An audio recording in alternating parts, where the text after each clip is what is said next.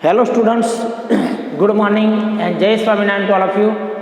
Today I am going to start a new chapter, Unit 10, The Sermon at Benares, written by Betty Ransom. First up, I want to tell about the writer Betty Ransom. Betty J. Ransom was born on October 2nd, 1921. She was born into the Ransom family. She died on April 30, 1999 at the age of 77. Betty J. Ransom's first known residence is at Erie County, Pennsylvania. So friends, I want to tell the summary, the theme of this story in Hindi. So it will be easy to understand.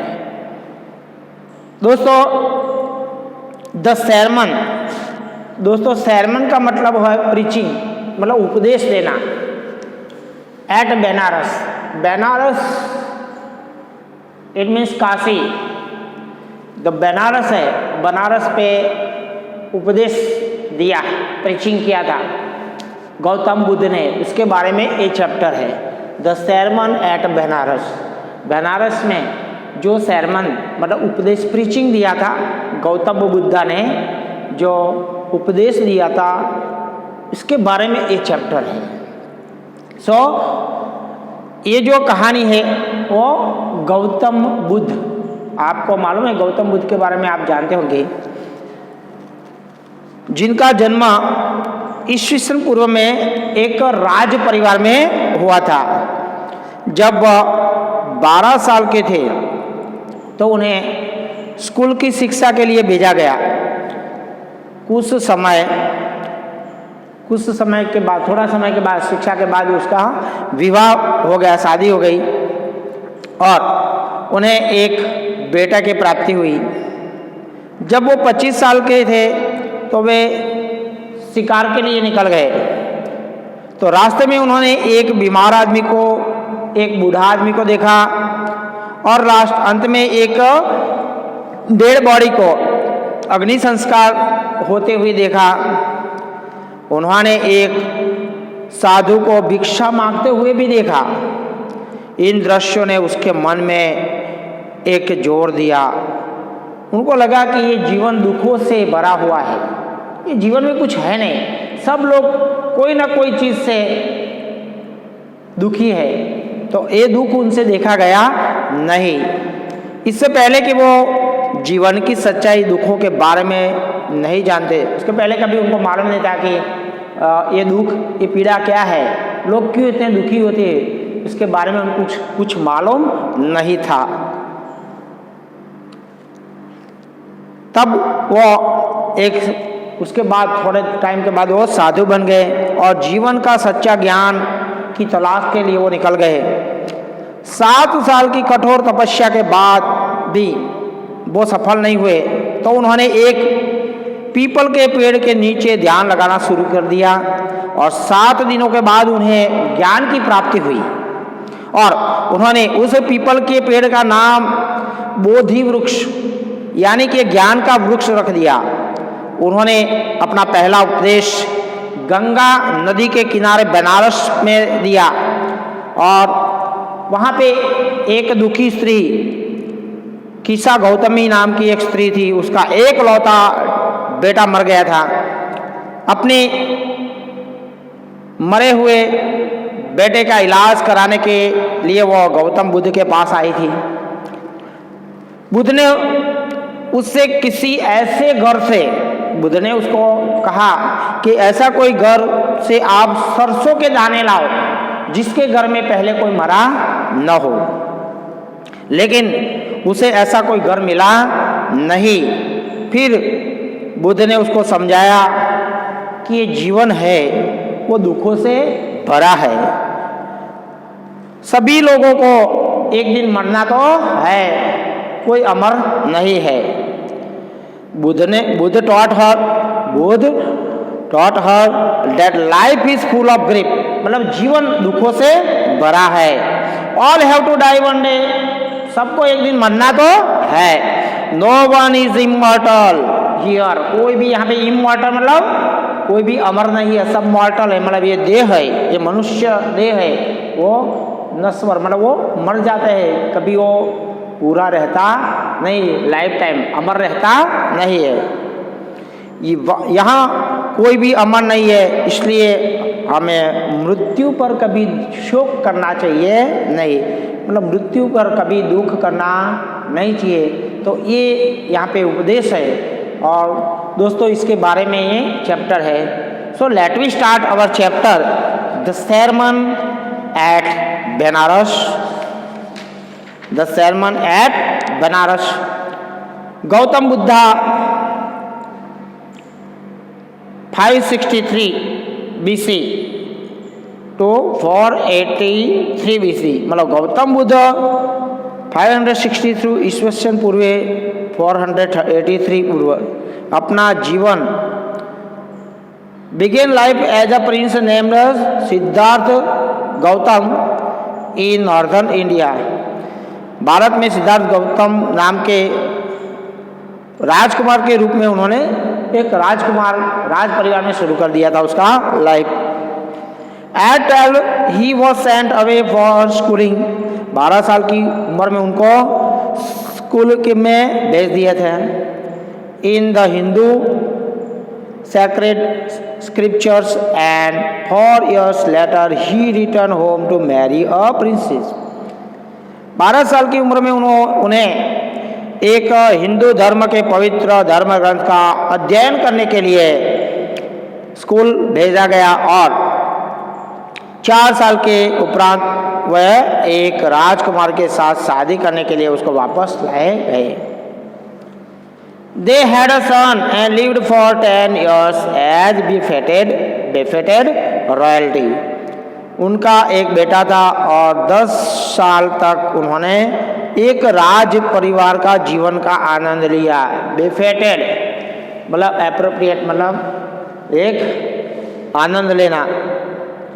बेफेटेड royalty, royalty मतलब related to kings मतलब राज परिवार का उन्होंने आनंद लिया।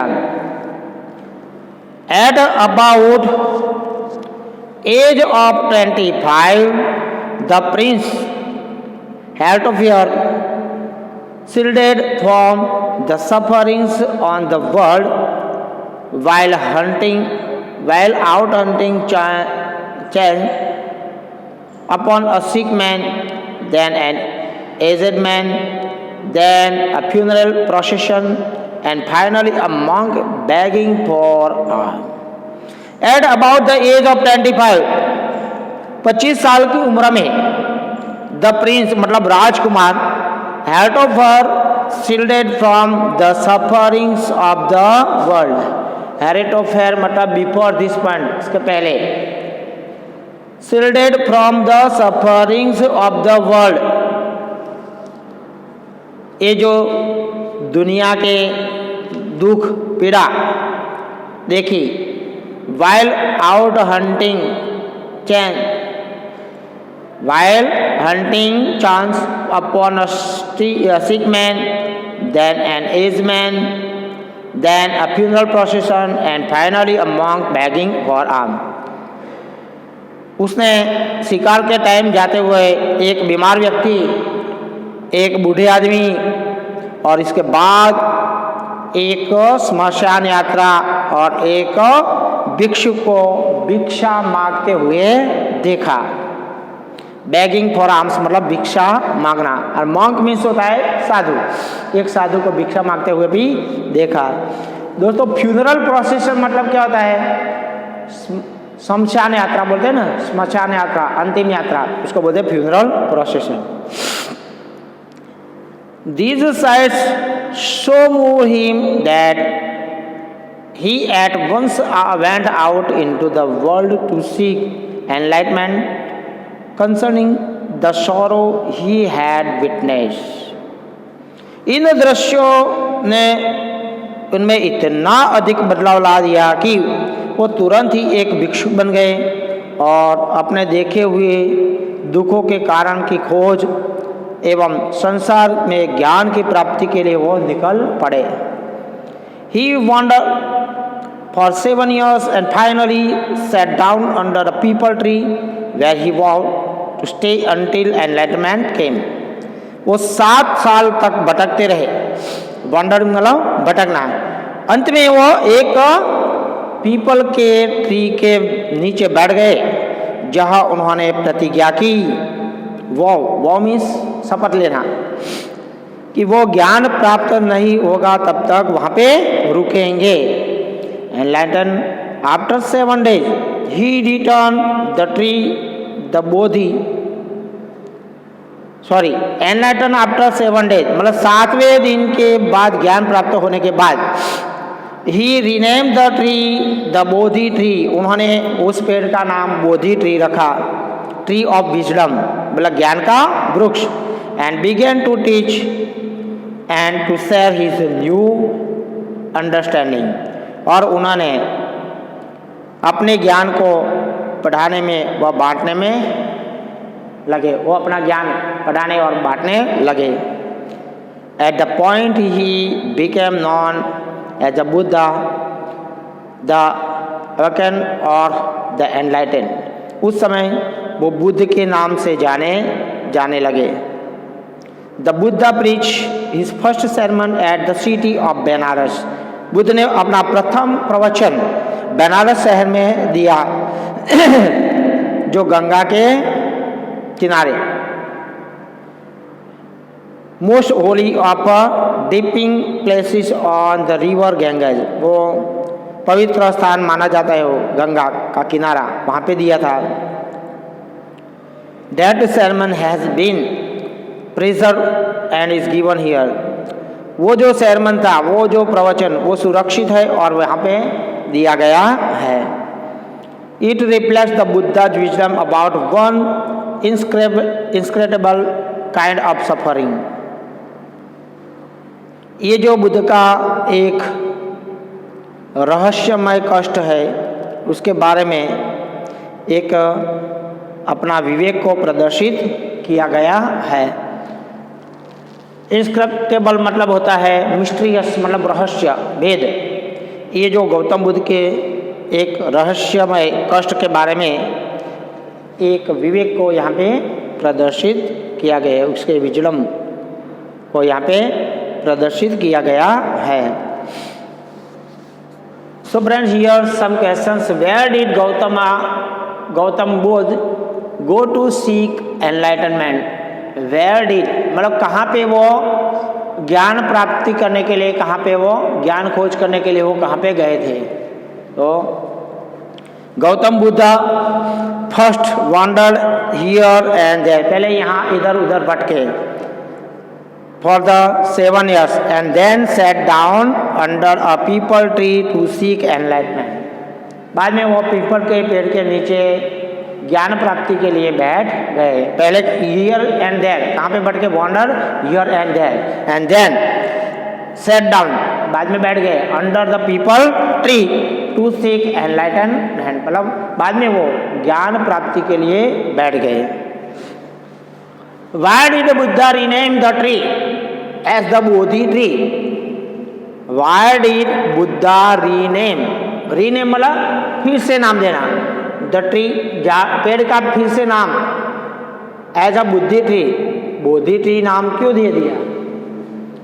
तो Buddha rename the tree Bodhi tree, Buddha ने उसका रीनेम बोधि ट्री दिया because he got enlightenment after sitting under it for 7 days, क्योंकि वो 7 दिन वहाँ बैठने के बाद उसको क्या एनलाइटमेंट प्राप्त हुआ था, इसलिए उन्होंने उसका नाम क्या दिया? Bodhi tree. Buddha rename the tree as a Bodhi tree because, देखो Buddha rename the tree as a Bodhi tree because he got enlightenment, because he got enlightenment, क्योंकि उन्होंने क्या प्राप्त किया था? ज्ञान। एनलाइटमेंट मतलब क्या था? विजडम, ज्ञान।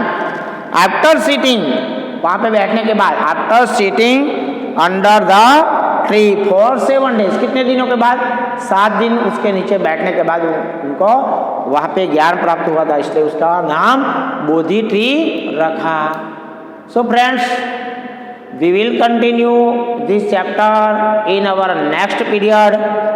जय Swaminarayan to all of you.